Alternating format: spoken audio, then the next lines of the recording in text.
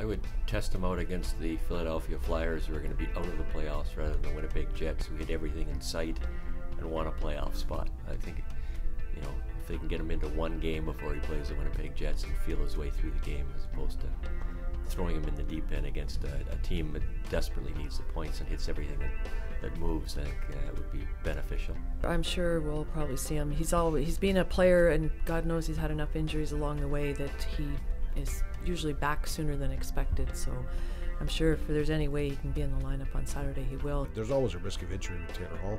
He's played the same way all through junior and plays rambunctiously and recklessly. Gets hurt. That's where he goes.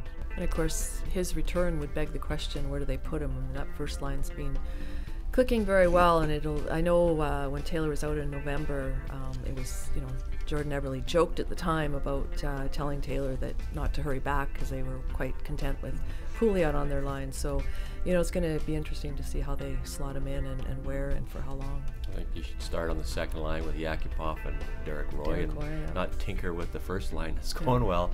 And then, you know, if, you know, after a couple of games, if they want to put him back with his usual line mate, Jordan Eberle and Ryan Nugent-Hopkins have at it. It's interesting because Pouliot's season sort of really sort of evolved when he was up on that top line. That's sort of when he sort of settled in and sort of started to show why they had gone out and got him in the off season. I mean, up until then, he'd been sort of one of those guys who you're wondering, oh, another free agent signing that's we'll be criticizing here for the next little while. But he just sort of came to settle in and really has been a big benefit for them.